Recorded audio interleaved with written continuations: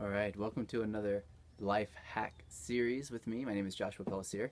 I'm going to be going over today my biggest shortcut in business, the thing that kind of mindset shift of something that I focused on that changed my business into a profitable business. I don't know if it'll work for you. Test it out and see. But this is what I've learned. I've been an entrepreneur since I was 14, and so for the past over 15 years now, I've owned about and started from scratch about 18 businesses total. About 10 of which got traction in some kind of way and ended up panning out into something. And I've failed at a certain point with pretty much every single one of them, and I've learned the hard way without getting a lot of mentorship. So through my school of hard knocks, here's my number one focus. So whenever I focus on it in a business, it works. And whenever I don't focus on it in a business, it doesn't work and it fails because of this. In any given moment, there is somewhere in the ethers, in the mystery of your business or your work or whatever it is you're doing right now for money, there is a number one highest leverage point that if you do this one thing, then it will determine whether or not you make money or are successful at whatever it is you do. And all the rest of the stuff you're really doing to support this one thing that you do that generates the revenue. Now, sometimes you get really way too close to your business, so you can't really see what that one thing is anymore, and it gets confusing. So I'm going to focus this all down into one category that I've seen repeated in my world, that as long as I focus on this one area of business and that's it, I don't distract myself too much with other areas. And I understand there's some juggling to do, and I can talk about that in a further video. But without the juggling in mind, with nothing else, just looking at tasks and what you do with your time, there's this one thing that you do, and I'll walk you through it. That will generate, I believe, will be 80% or more of your results in your business, meaning your successes, 80% of them will be produced by you doing this particular action, and your revenue and things like that. Whatever it is used to measure success, 80% of it I think will be generated by this one area of your business. So I think that this area should receive most of your time and attention, and I think if you give this area that kind of attention and time, that you will increase your revenue and then increase your success in business. Of course, you'll still have to reinvest your money, but that's a whole other conversation, though. So for now, what is this one thing that if you do it? Look at your business as a whole. If you determining what it is that is like your money generator, the reason why you're successful, is relatively easy, actually. Just look at your whole business and you say, if I did one thing in my business only, and my goal was to make money, and I can only do one thing, what do I need to exist in order for me to make money? You could say have a product, but actually you don't necessarily have to have a product to sell. In theory, you could make money in a business without selling anything. In fact, I know people that have done this and made a lot of money because they have sold ads to other people's products. They're called super affiliates or ad buyers. So you don't necessarily need a product to sell even. If you strip away everything else, the thing that you need is the sale, whatever it is. You don't need the product, you don't need fulfillment, you don't need to have good content, or whatever it is you're selling doesn't need to be good. Preferably it is. Otherwise, I think it would be really hard to convert, but that's not the case. There are people who scam people all the time, still scamming people, and forcing them into paying more than they know they're paying, things like that are kind of sneaky. So if you take away the areas, just look at this like pragmatically, really like a robot would look at it. You'd say, okay, well, making money is the determining factor of whether or not you're successful. The thing that determines whether or not you make money, well, that's going to be sales. The sale when it happens. Now that sale could be on the phone, it could be on a website page, it could be in a storefront, but whatever it is, in that moment of sale, you determine whether or not you are successful. So it makes sense that you would focus a lot of attention on this point of sale. And in this case, I'm going to call this your funnel. That means that people come in either through a front door, if it's a physical place, they come into an application page or something if it's a phone sale, or they come onto a website if it's online sales. I've done all of these personally in my businesses. I like websites because they're trackable and easy to tell whether or not you're increasing your conversion and doing better with your marketing message. And you can see how many people refund and stuff too on the back side, so you can determine whether or not your product is what they thought it was going to be as well. So you can really determine a lot. But you can get those same metrics everywhere else. So I'm going to tell you a little bit about increasing this bottom line and how I do it, just focusing on this, again, this 1% of things that you can look at.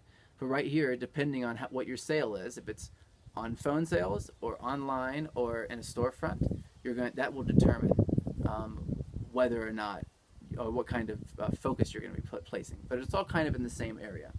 And that is that in that sales conversation, the conversation where you're explaining your product, whatever it is, and you're about to ask them to buy your product, if you take that whole conversation, you say, what's the most important part of this conversation?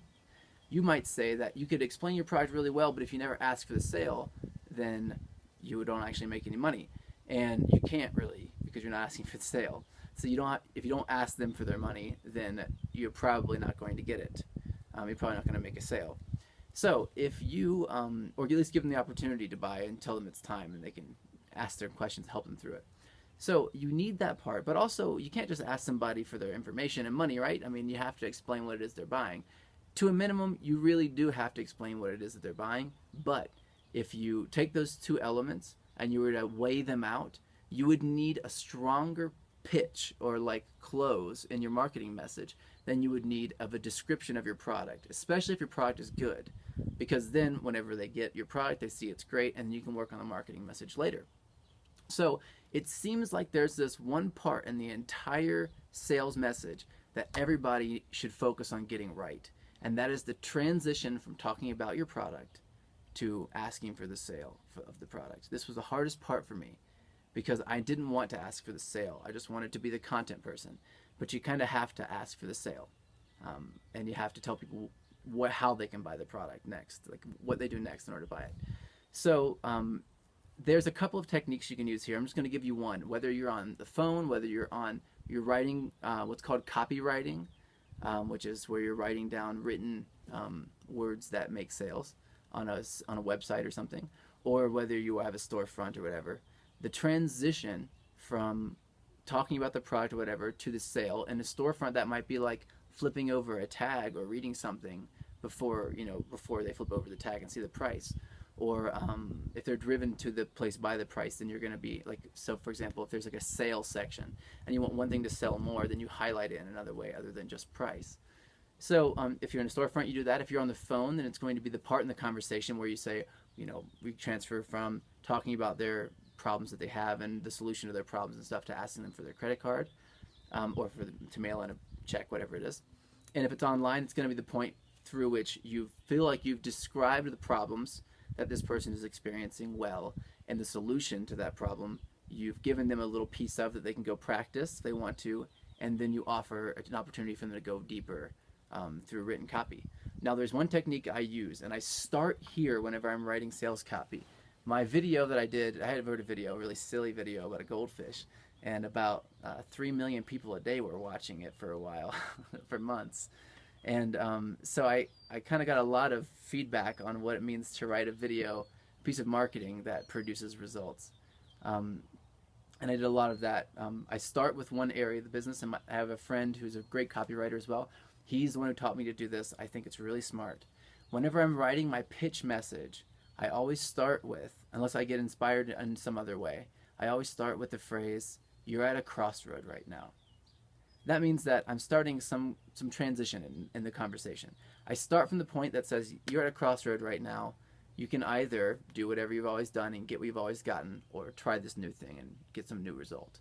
Okay, so that you customize that to whatever it is. That's the beginning of you asking them to buy your product. Okay, before that in the video or in the marketing message or the conversation or whatever it is, I'm going to be saying a lot of other things. I'm going to be handling all their objections. I'm going to be talking about their pain point in a way that doesn't trigger them, all this other stuff. That's all copywriting. So if you want to study copywriting, there are some people that are genius. There's a man named Carlton who will help you understand how to structure everything. Because after all, to make a sale happen, it's not necessarily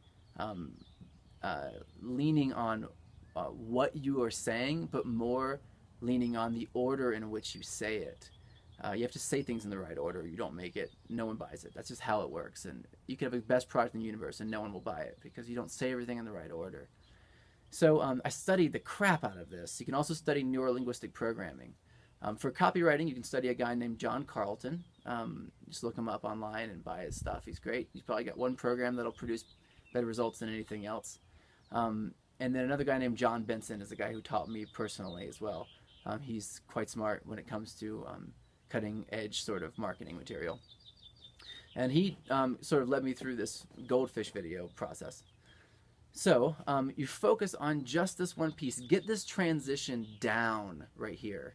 And if you get it down in every business, no matter what your business is, if you get the transition from describing your product and the problem they have and how your product is going to solve that problem, and then you transition into click the button below and buy the product on the next page, or give me your credit card. You want to use Visa or MasterCard, or you want to pay in credit or debit? You just ask these questions. These are called these are different closing techniques that people studied forever. They're called options close or A/B closes. There's all these different closing techniques that have been designed through neurolinguistic programming and used for all sorts of crazy purposes, including to manipulate people into buying stuff. However, they are being used by people who produce really crappy products that don't help people. So if you have something that's good, see if you can use these tools in a way that doesn't feel out of alignment and that isn't lying, so that people can get the thing that they're actually looking for. So that starts out with focusing on this transition. I have a whole bunch of things that I studied. I just Google NLP. What I Google NLP triggers or embedded commands, NLP embedded commands, and it'll give you all sorts of ideas about how to say stuff in a way that makes somebody not be triggered by your adverse reaction to asking them to pay. They are not upset about paying for your product if it's really going to help them. You have to be honest about it. They're just nervous if you are nervous, because they can tell whether or not you believe in your product that you're selling. So if you have a good product, by all means use this stuff. If you don't have a good product, now I said earlier that you don't even need a product in order to make money. That's true. But if you're promoting a product that is not good, I recommend you spend this time building out another product that's better, that you are proud of, or seeking out a product that you're proud of, that works for you, that you want to actually offer the world, because you will not try your best and you will not do great marketing and make a lot of good money unless you feel like you stand behind whatever it is you're producing. That's just a mindset shift.